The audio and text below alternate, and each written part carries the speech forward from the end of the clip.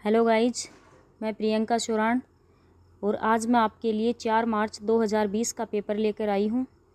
3 मार्च 2020 के तीनों शिफ्ट मैं करवा चुकी हूँ। सो आपको देखनी हो तो मेरे पहले वाले वीडियो देख सकते हैं। और ये है 4 मार्च का पेपर, फर्स्ट शिफ्ट है। तो ज़्यादा टाइम वेस्ट ना करते हुए चलते हैं वीडियो की तरफ।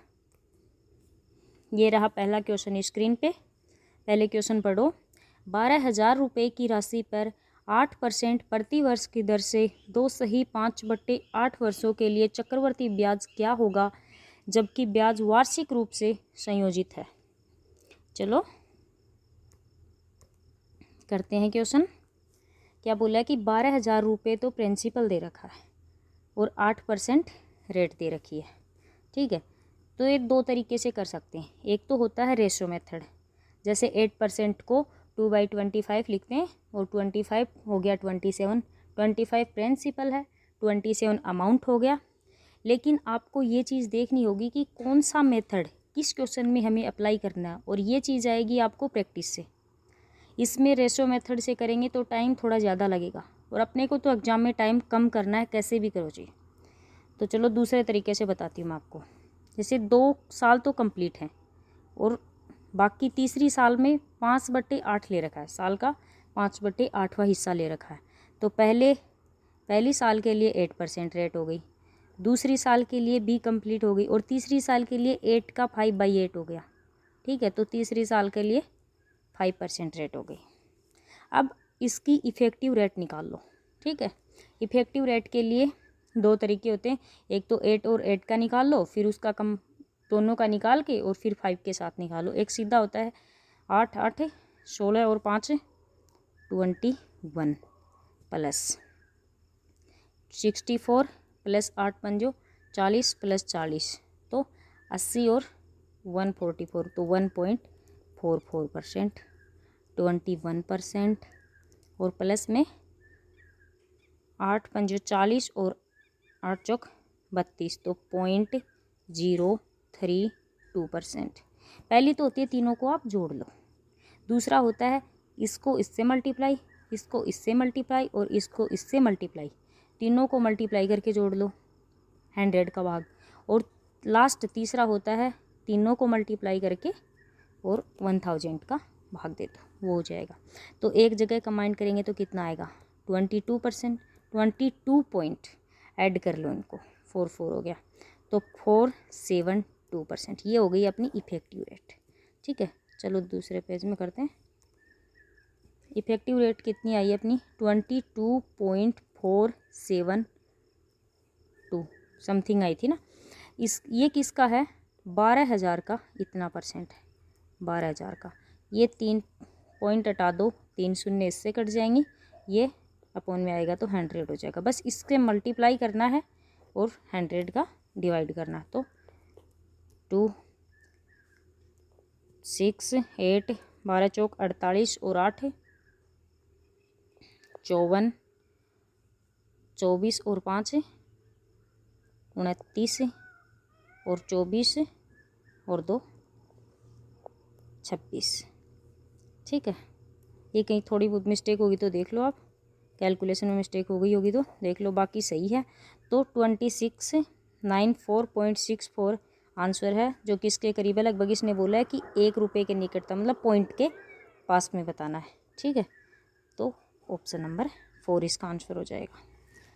चलो समझ आ गया होगा। चलते हैं अगले क्वेश्चन पे। Question number 2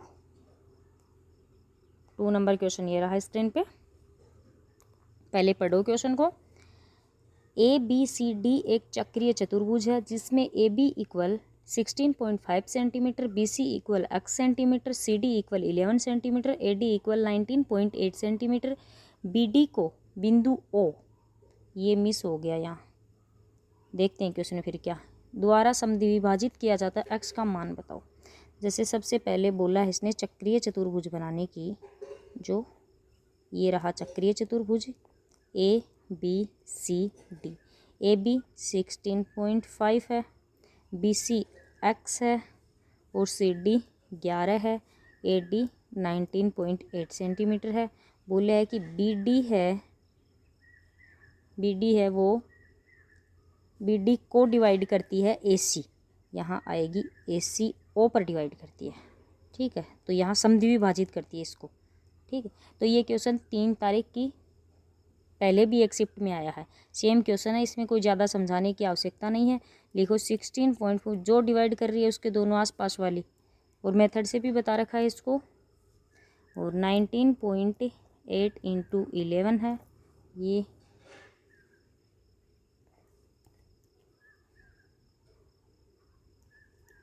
into x equal 198 है। एक्स इक्वल कितना आ गया 15, और 15 तिये 45, 3 15 दूनी 30, 13.2 सेंटीमीटर। ऑप्शन नंबर 4 में आंसर है।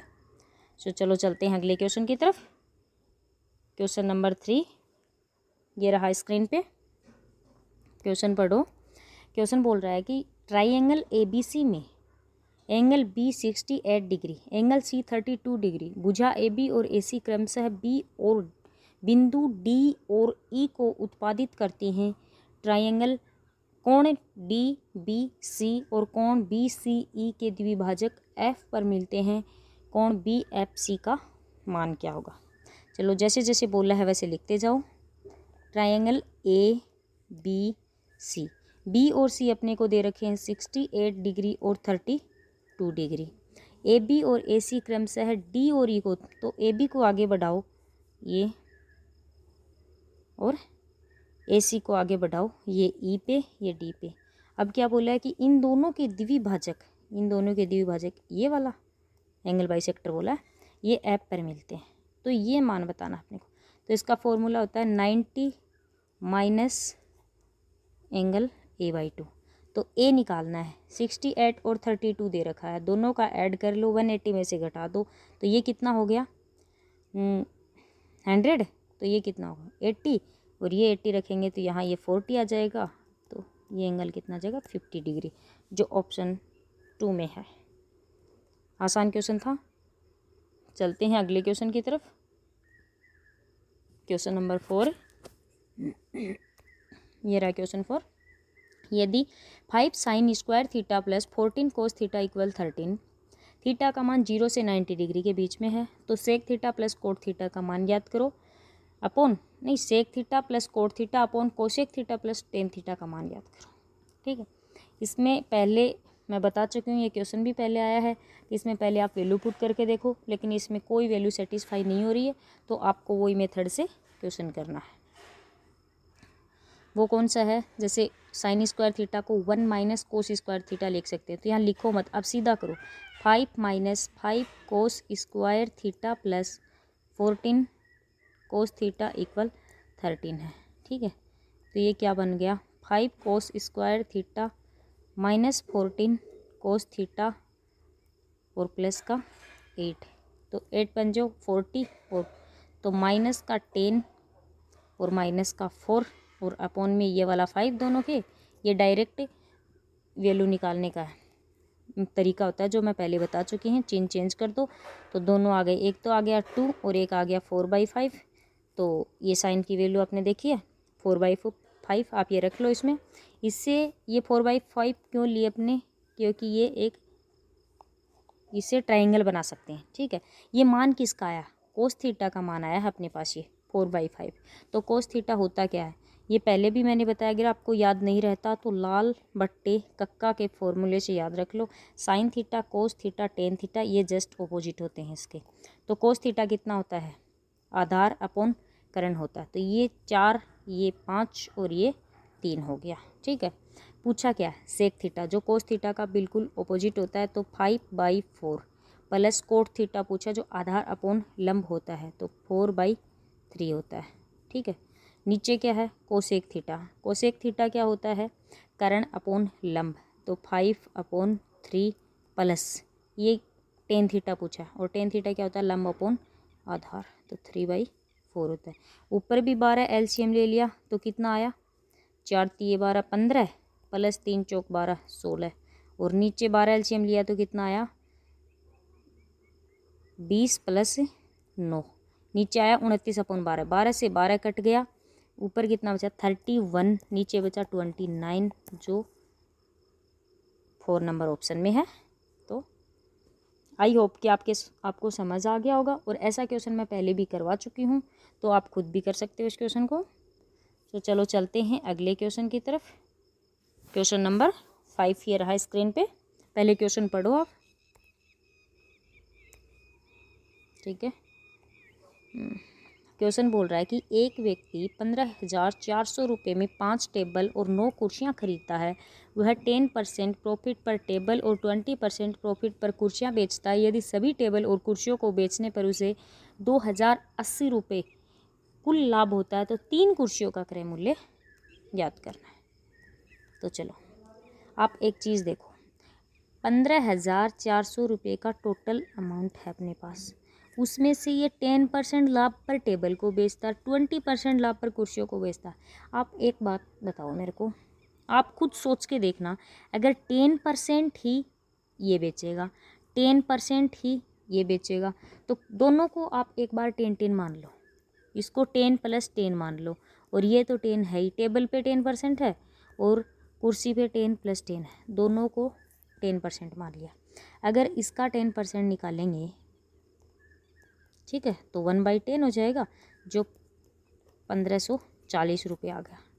अगर दोनों को 10% मानते तो अपने पास लाभ इतना आता, लेकिन क्वेश्चन में लाभ अपने को 2,080 रुपये दे रखा है। ये ऐसा क्यों हुआ, किस वजह से हुआ? क्योंकि ये जो 10% एक्स्ट्रा है कुर्सी का 10% एक्स्ट्रा, उसी की वैल्यू ये इतनी ज़्यादा आई। तो ये ज़्यादा आई कितनी है, तो ये 1540, देखो मैं साफ साफ बता देती हूँ, 2,080 रुपये टोटल लाभ बताया इसने, और अपने पास 1540 रुपये लाभ आए। बचा कितना? बचा 540। ये किसका है? ये जो पूछा है अपने को, चेयर का 10% है। चेयर का 10% इतना, तो चेयर का 100% कितना हो गया? 5400 चेयर का 100% हो गया, तो अपने पास चेयर कितनी है? ये 9 चेयर का दे रखा है 5400, पूछा कितने का? 3 का। तो ऐसा मत करो कि 9 का डिवाइड करो पहले फिर 3 का मल्टीप्लाई, नहीं, सीधा ही 3 का डिवाइड कर दो, जिससे 3 चेयरों का आ जाएगा। तो 3 का करोगे तो 1800 रुपये। इससे शॉर्ट मेथड और कोई नहीं हो सकता आपके लिए। एक बार समझ नहीं आ रहा तो आप इसको दोबारा देख लो, क्वेश्चन बहुत ही आसान है। ऑप्शन नंबर 3 इसका आंसर हो जाएगा। चलते हैं अगले क्वेश्चन की तरफ। क्वेश्चन नंबर 6 ये रहा क्वेश्चन 6। इसमें कुछ नहीं करना आपको, सिवाय वैल्यू पुटिंग के, जो आपको आनी चाहिए, बस सीधा सा क्वेश्चन है। क्वेश्चन पढ़ो, tan 30 degree cosec 60 degree plus tan 60 degree sec 30 degree sine square 30 degree plus 4 cot square 45 degree minus sec square 30 degree का मान याद करना है। चलो करते हैं। tan 30 का मान कितना होता है? 1/√3 होता है, ठीक है। कोसेक 60 का मान कितना होता है? 2/√3 प्लस tan 60 का मान जस्ट इसका ऑपोजिट होता है tan 30 का, ऐसे याद नहीं रहता तो ऐसे रख लो, इनटू सेक 30 का मान। सेक 30 का मान होता है, ये अगर ऐसे याद भी नहीं रहता ना, शुरू में याद नहीं रहता है, तो आप ऐसे कर लिया करो, सेक 30 1/कोसेक 30 होता है, ठीक है। और साइन और कोस 1/कोस 30 होता है, और साइन और कोस की वैल्यू तो आपको याद होनी चाहिए, ये दो तो याद होनी चाहिए, ठीक है। तो सेक 30 को क्या लिखते हैं? 1/कोस 30, ठीक है। तो कोस 30 की वैल्यू आपको पता होनी चाहिए कितनी है? √3/2। तो ये मान कितना हो जाएगा? 2/√3। अपॉन में साइन 30 का मान कितना होता है? 1/2। तो ये होल स्क्वायर करना है, प्लस 4 कोट 45 का 1 होता है, माइनस देखो सेक 60 का आ गया, फिर पहले सेक 30 का था, अब सेक 60 होता है 1/कोस 60। तो कोस 60 की वैल्यू होती है 1/2, तो ये हो गई 2, और 2 की होल स्क्वायर करो 4, ये 4 से 4 गया, ऊपर तो हो गया 2/3 प्लस 2/1/4। ऊपर एलसीएम ले लो, 3 आया, 6 + 2 8/3 अपॉन 1/4, ये ऊपर जाएगा तो 32/3 आंसर आएगा, जो कि ऑप्शन नंबर 1 में है। चलते हैं अगले क्वेश्चन की तरफ। मैं बिल्कुल ही आसान तरीके से आपको समझा रही हूँ, बिल्कुल आराम से समझा रही हूँ, ठीक है। तो अगर आप वीडियो को ध्यान से देखोगे तो आपको बिल्कुल समझ आएगा, अच्छे से समझ आएगा।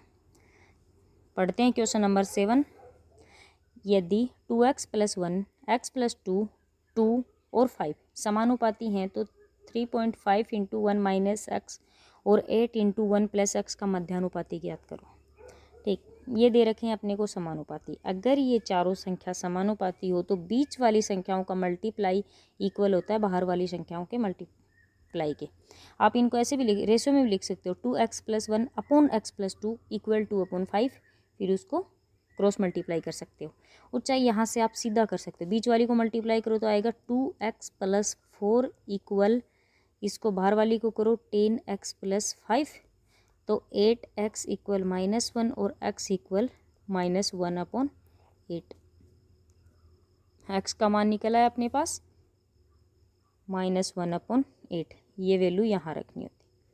3.5 × 1 + 1/8 × 8 × 1 - 1/8 जो है, इसको ऐसे भी लिख सकते हो आप, ऐसे × 9/8 × 8 × 7/8।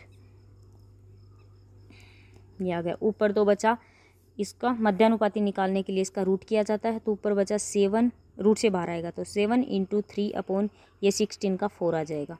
21/4 होता है 5.25। Answer number option number 3। चलते हैं अगले क्वेश्चन की तरफ। क्वेश्चन नंबर 8 पढ़ो। क्वेश्चन नंबर 8 क्वेश्चन बोल रहा है x³ - y³ / x × x + y² - 3xy divide y × x - y² + 3xy upon में x³ + y³ × x + y² - x - y² upon x² - y²। सरलीकृत करने पर यह किसके बराबर होगा? चलो चलते हैं। आप पहले क्वेश्चन को मत लिखना, उसमें टाइम वेस्ट होता है, कम से कम ये 5-6 सेकंड ले जाएगा, इसको दोबारा उतारोगे। आप सीधा ही इसको वहीं से करो, ठीक है? तो चलो करते हैं। पहले इसको देखो, ऊपर वाले को तो ऐसे लिख लो, पहले वाले को x³ - y³ into x into, इसको सोल्व कर लो यहीं पे, x² + y² + 2xy होता है, तो x² + y² तो लिख लो, प्लस का 2xy होता है, माइनस का 3 है, तो ये कितना बचा माइनस का xy। ठीक, इसको ये डिवाइड हटा लो, मल्टीप्लाई में आएगा तो ये नीचे की संख्या ऊपर, ऊपर की संख्या नीचे हो जाएगी। x³ + y³ into Y. अब देखो इसको भी खोल लो सीधा, इसको होता है x² + y², इसका होता है माइनस का 2xy, तो ये क्या बचेगा प्लस का 3xy के साथ मिलकर प्लस का xy बचेगा इंटू x प्लस इन दोनों, इनको खोलोगे तो क्या बचेगा, ये हो गया a² - b² का फॉर्मूला होगा, जो a + b a - b होता है, तो a + b into a - b x + y minus x + y, ये से ये कट गया, ये से ये कट गया, अपोन में क्या है x² - y²। ऊपर क्या बचा, यहाँ 2x बचा, यहाँ 2y बचा, तो ऊपर तो बचा 4xy, यहाँ तो बचा 4xy।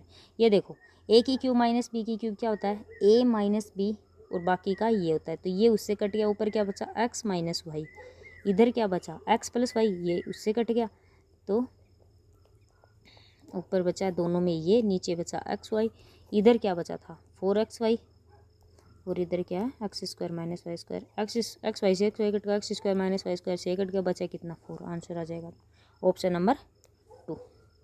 बस ये क्वेश्चन जितना बड़ा दिख रहा है उतना है नहीं, फॉर्मूला अप्लाई करना है बस आपको। चलते हैं अगले क्वेश्चन की तरफ। क्वेश्चन नंबर 9 पढ़ते हैं। 9 नंबर, यदि sec θ - tan θ = x/y दे रखा है और x की वैल्यू 0 से बड़ी और y की वैल्यू x से बड़ी और थीटा का मान 0 से 90 के बीच है, तो साइन थीटा का मान क्या होगा ये बताओ। देखो sec θ - tan θ = ये होता है, तो यहाँ ही लिख लो sec θ + tan θ हो जाएगा, बिल्कुल इसका ऑपोजिट y/x। ठीक है, tan θ से tan θ कट गया, 2 sec θ इक्वल, दोनों को ऐड करेंगे तो x y एलसीएम ले लेंगे, x² + y² बन गया और ये 2 इधर आएगा तो 2xy बन गया, ये वही बन गया। ये थीटा मानो, वैसे सीधा भी लिख सकते हो आप, सेक थीटा क्या होता है, कर्ण अपॉन आधार होता है। तो कर्ण कितना है, x square plus y square, आधार कितना 2xy। तो ये पाइथागोरस से क्या हो जाएगा, y square minus x square. मैंने x square minus y square क्यों नहीं लिखा, क्योंकि यहाँ देखो क्या दे रखा, वाई का मान, वाई की वैल्यू एक्स से बड़ी है, इसलिए y square minus x square लिखा। और साइन थीटा इक्वल क्या आ जाएगा, y square minus x square upon y square plus x square, जो कि ऑप्शन में है 1 में। आप इसके 2 ऑप्शन तो वैसे भी कट कर सकते हो। आपको पता है कि साइन थीटा में नीचे क्या आता है, कर्ण आता है, और कर्ण में छोटी वैल्यू कभी नहीं होगी, कर्ण हमेशा बड़ी होती है। तो इसमें छोटी है, ये काट दो, और इसमें छोटी है, काट दो, बचे ये 2 ऑप्शन। अगर आपके पास बिल्कुल टाइम नहीं रहे पेपर में तो आप इसको इस तरीके से भी कर सकते हो, ठीक है। चलो चलते हैं अगले क्वेश्चन की तरफ, और क्वेश्चन नंबर 10 ये रहा स्क्रीन पे। पढ़ो पहले क्वेश्चन को। क्वेश्चन बोल रहा है कि सोनू अपनी आय का 15% बचाता है, यदि उसकी आय में 20% की वृद्धि होती है और वह अब भी पहले के जितनी ही आय बचत करता है, आय नहीं, तो उसके खर्च में प्रतिशत वृद्धि क्या है, दशमलव के एक स्थान तक बताओ। इस चीज़ को आप गौर मत किया करो, क्योंकि ऑप्शन देखो सारे दशमलव के एक स्थान तक है, ठीक है। तो चलो क्वेश्चन बोल रहा है कि अगर उसकी आय 100 है तो बचाता है कितना, 15, तो 15 बचाता है, तो खर्चा कितना किया 85। अगर आय 20% बढ़ गई, अब भी वो 15 ही बचाता है, तो अब कितना हो गया 105। एक चीज़ की गलती मत करना, अब भी पहले के जितनी ही बचत करता है, तो कई लोग 15% ही बचत कर देते हैं। जैसे 15% यहाँ के लिए इसका 50 निकालते हैं, जो कि आंसर गलत हो जाएगा। तो आपको ये ध्यान रखना है कि जितने की बचत, इसका 15% मतलब 15 की बचत हुई, तो यहीं भी 15 की बचत करनी है, 105 हो गया। अब बोलता है कि खर्च में कितनी वृद्धि, पहले खर्च 85 था, अब खर्च 105 हो गया, तो 20 का फ़र्क आया किस पे, 85 पे, इंटू 100, 17, 400/17, 2 34, 6 बचा, ये 51, 9 बचा, 17 पंजो 85, तो 23.5 आंसर आ जाएगा, ऑप्शन नंबर 2। चलो चलते हैं अगले क्वेश्चन की तरफ। क्वेश्चन नंबर 11, पढ़ो 11 नंबर, बस बिल्कुल सीधा सा क्वेश्चन है। आपको पता है मैं पहले भी ये क्वेश्चन 3 तारीख के पेपरों में करवा चुकी हूँ। उसमें है बोर्ड मास रूल बताया था मैंने आपको, सेम वही अप्लाई करना है इस पर, पहले ब्रैकेट को फिर ऑफ को। तो जैसे ऊपर देखो आप, सबसे पहले आप 7 को ऐसे लिख लो 4 प्लस, इसको सोल्व करो, 2 × 2 4, वो भी माइनस का 4 प्लस का 2 कितना हो जाएगा, -2 और प्लस का 5, या सीधा ऐसे कर लो -2, 2 × 2 4 हो गया जो माइनस का आ गया, और प्लस का 5 है, तो बचा कितना, प्लस का 1 प्लस का 2, तो 3 बचा। 3 × 3 कितना हो गया 9, 9 प्लस 4 13 हो गया, और 13 - 8 5 हो गया, तो 7 - 5 कितना बचा, सॉरी मैं शायद कहीं मिस्टेक कर रही हूँ, मैं एक बार फिर से देख रही हूँ इस क्वेश्चन को। 7 - 4 + 3 × ये कितना हो गया, 2 × 2 4, माइनस का 4, ये प्लस का 2 है, तो माइनस का 2 ये अंदर बचा 3 बचा, ये पूरा ये 3 है, तो 3 को 3 से मल्टीप्लाई करेंगे 9 आ गया, और नोर ये आ गया कितना अपना 3 आ गया, ये माइनस का 8 आ गया, डिवाइड ये आ गया।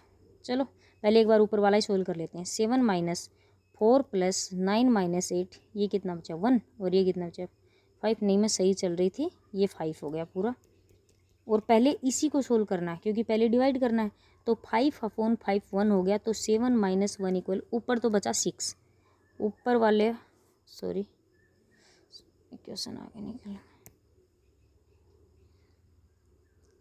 तो अपने पास ऊपर तो बचा, ये ऊपर वाला मान बचा 6, तो नीचे देखो 2 / 2, पहले इसको सोल्व करना है, इस ऑफ को सोल्व करना है पहले, ठीक है। तो ये कितना हो गया 16, तो 4/16 1/4, तो 4 + 1/4 कितना हो गया 17/4, 17/4, तो 2 × 17/4 तो 17/2 हो गया, ये इतना पोर्शन क्या हो गया, 17/2 हो गया। तो 2 × 2/17 तो कितना बचा, 4/17, जो इसके अपॉन में लिख सकते हैं 51/2, जो इसके कितना 25.5 होगा। तो आंसर ऑप्शन नंबर 3। चलते हैं अगले क्वेश्चन की तरफ। Question number 12। क्वेश्चन पढ़ो। एक नाव 15 मिनट में 3 किलोमीटर धारा के विपरीत और 5 किलोमीटर धारा की दिशा में जा सकती है। साथ ही यह 1 घंटे 25 मिनट में 4 किलोमीटर धारा के विपरीत और 9 किलोमीटर धारा की दिशा में जा सकती है। कितने समय में? घंटों में यह 43.2 किलोमीटर धारा की दिशा में जाएगी। ठीक, तो क्वेश्चन बोला है अपने को, क्वेश्चन में बोला है कि 3 किलोमीटर धारा के विपरीत प्लस 5 किलोमीटर धारा के दिशा में जाती है, तो मिनट लेती है 55। तो मिनट को घंटों में बदल लो, ये एक इक्वेशन हो गई। दूसरी में बोला है कि 4 किलोमीटर धारा के विपरीत और 9 किलोमीटर धारा की दिशा में जाती है, तो टाइम लेती है 60 और 20, 60 और 25 85/60 मल्टीप्लाई 17/12 और यहाँ 11/12 इक्वेशन। तो आपको पूछा क्या है कि धारा की दिशा में, तो x + y की वैल्यू निकालनी है। तो आप ऐसा करो कि x - y वाली को इक्वल कर दो। तो इसको 4 से मल्टीप्लाई करेंगे और इसको 3 से मल्टीप्लाई कर देंगे, तो ये बराबर हो जाएगा। फिर इसको घटाएंगे तो अपने को सीधा ही निकाल लो। 4 को 3 से करोगे 12, इधर भी 12 करोगे तो कट गया। इधर कितना, 5 को 4 से करोगे ऊपर बना 20, अलग से मत लिखो आप इसको, ऊपर बना 20। 9 को 3 से करोगे ऊपर बना, यहाँ बना 27। ठीक है, यहाँ 3 से करोगे तो कितना बना 51/12। यहाँ 4 से करोगे तो 44/12। आप इसमें से ये वाली घटा दो, ये माइनस ये माइनस, तो 27 में से 20 गया। यहाँ तो बचा 7/x + y, और यहाँ भी माइनस आएगा, तो यहाँ ये 7/12 बचा। 7 से 7 गया। x + y की वैल्यू कितना आ गया अपने पास, 12। देखो x + y की वैल्यू आ गई अपने पास 12 किलोमीटर। अब क्या बोला है कि ये 43.2 में x + y मतलब धारा की दिशा में कितने घंटे में तय करेगी, तो अपन 12 तिया 36, 7 बचा, 12 × 6 = 72, 3.4 आवर में। आंसर हो गया ऑप्शन नंबर 3। चलते हैं अगले क्वेश्चन की तरफ।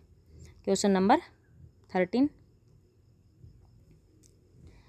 ट्रायंगल ABC में A 90 डिग्री है तथा MBC का मध्य बिंदु है और DBC पर इस प्रकार से बीच में बिंदु है कि AD लंब है BC पर। यदि AB = 7 सेंटीमीटर और AC = 24 सेंटीमीटर है, तो AD रेशियो AM किसके बराबर होगा? देखते हैं। ये A 90 डिग्री, ये B है, ये C है। बोला है कि M मिड पॉइंट है, M मिड पॉइंट है, और D BC पर इस प्रकार से है, D इस प्रकार से है कि ये लंब है, ये वाला लंब है। AB 7 दे रखा है, AC 24 दे रखा है, तो आपको पाइथागोरस से पता है कि ये 25 होगा।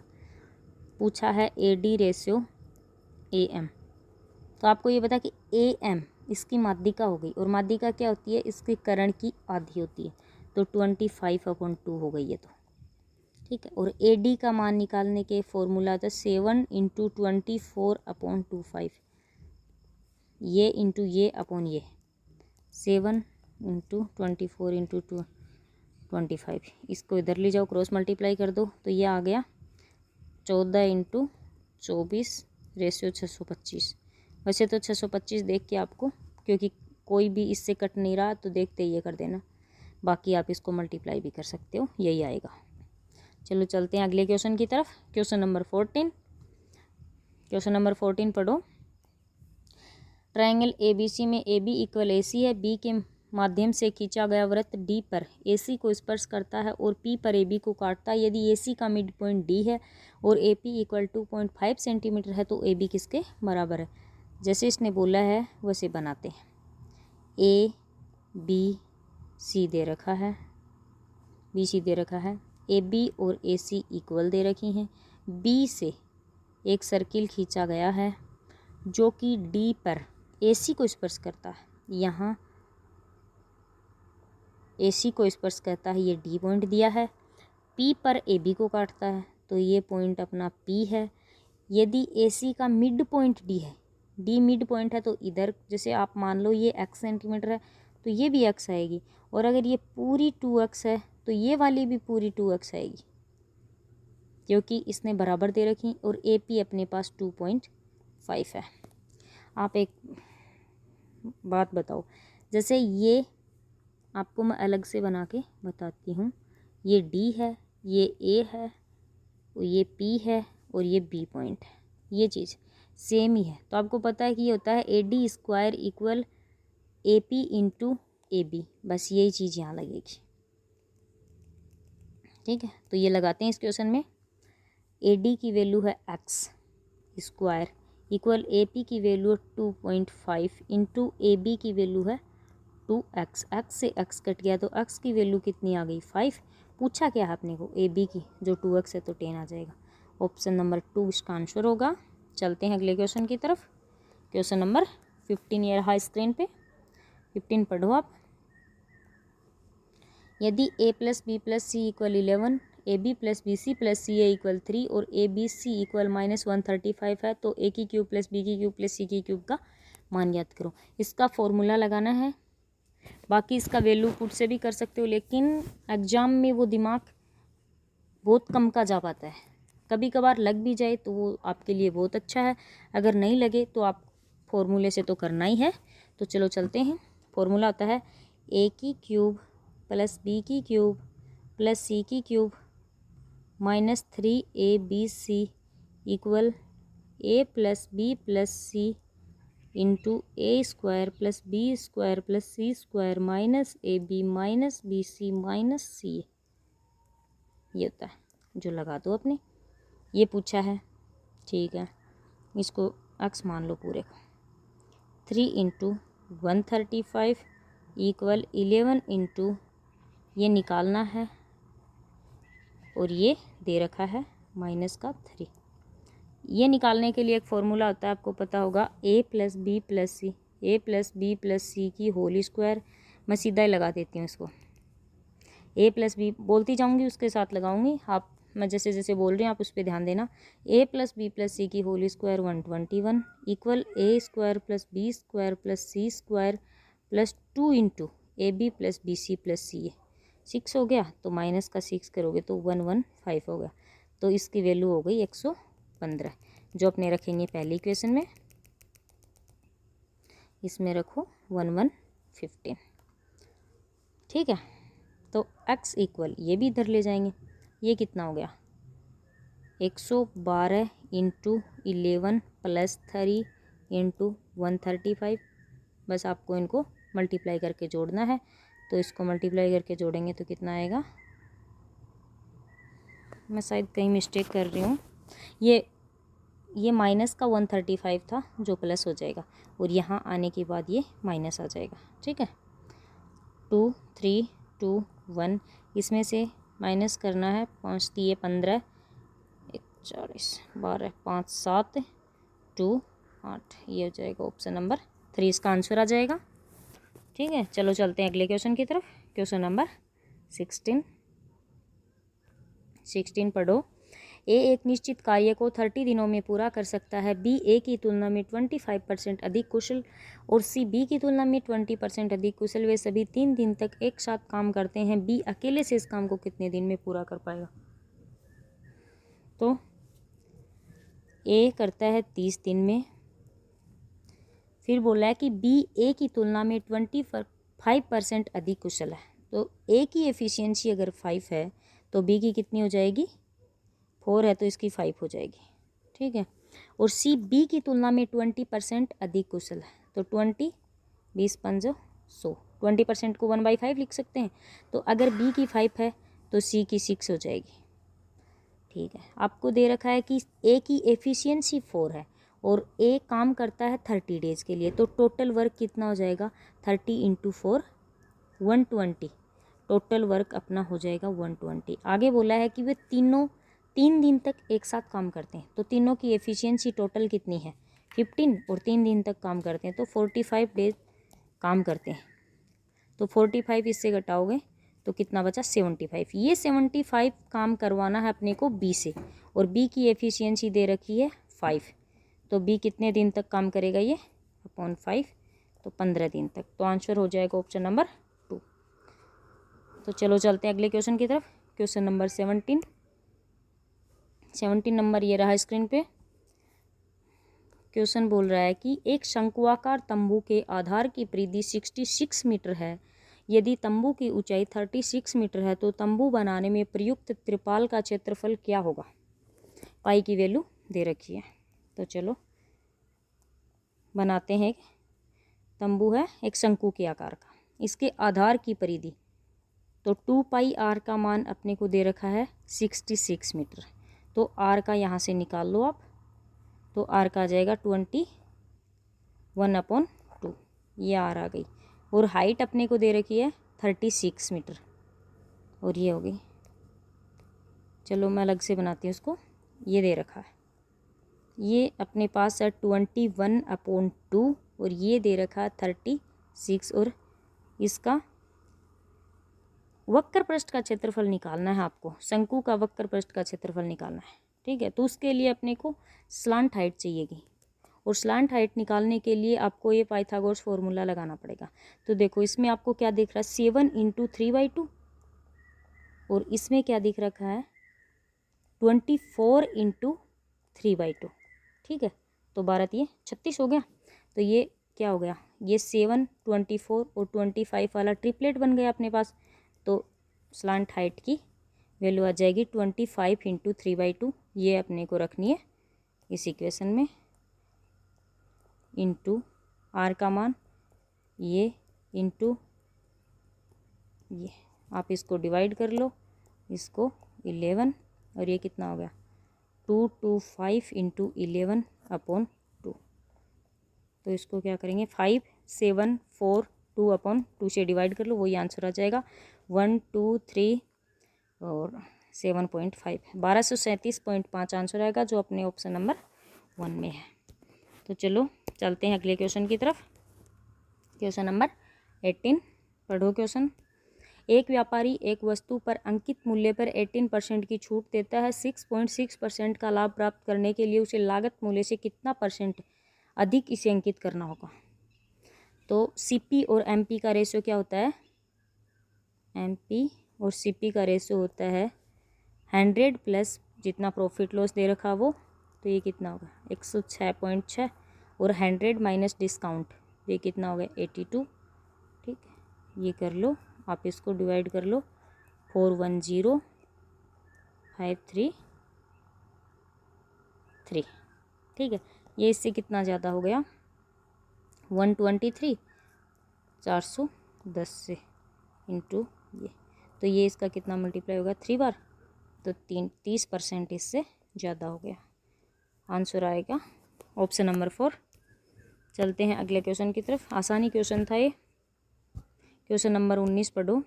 ये क्वेश्चन पहले भी आया है। जब 732 को एक धनात्मक पूर्णांक अक्ष से विभाजित किया जाता है तो शेषफल 12 बचता है, अक्ष के कितने मान होंगे। ये सेम क्वेश्चन 3 मार्च 2020 के पेपर में भी आया है, तो इसको मैं ज़्यादा डिटेल से नहीं पढ़ाऊँगी। जैसे 732 है, -12 कर लो, 720 बचा। आपको इसके गुणनखंड बनाने हैं, ठीक है। 8 × 9 × 10 हो गया, तो 8 को क्या लिख सकते हैं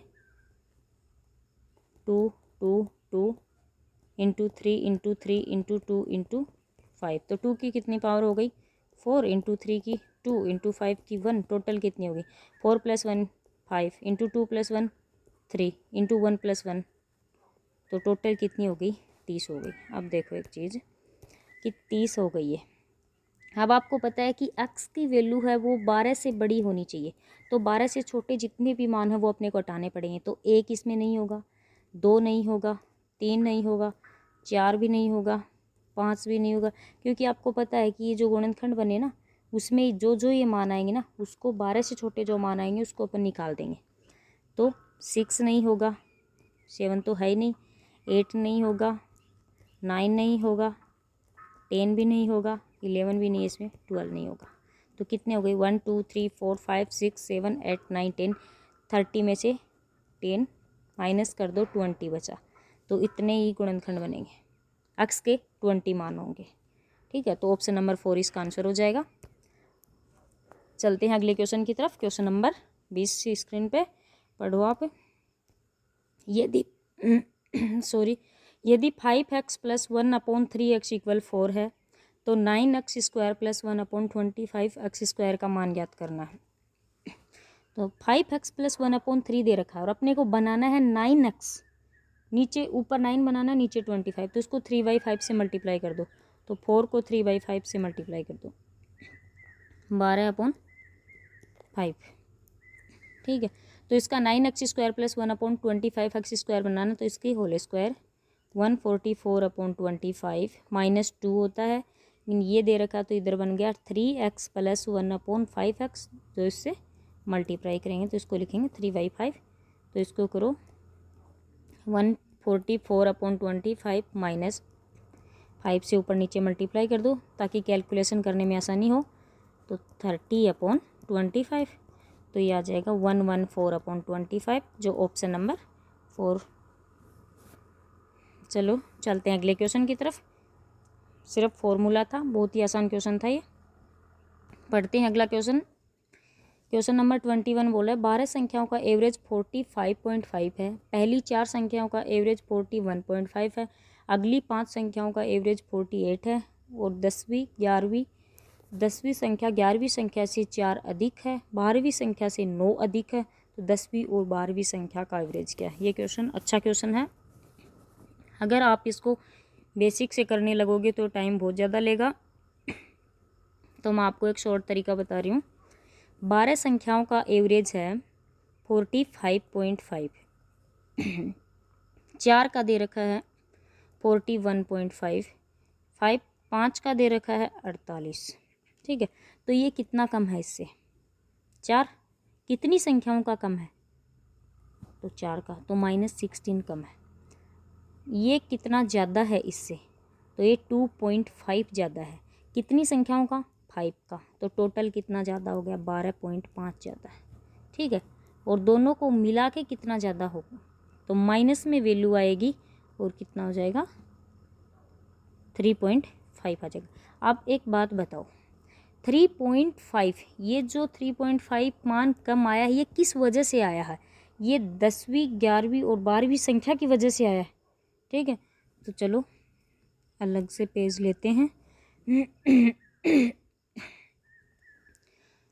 अलग से पेज लेते हैं, उसमें लिखे 3.5 अपने पास उन तीनों का कम आया था।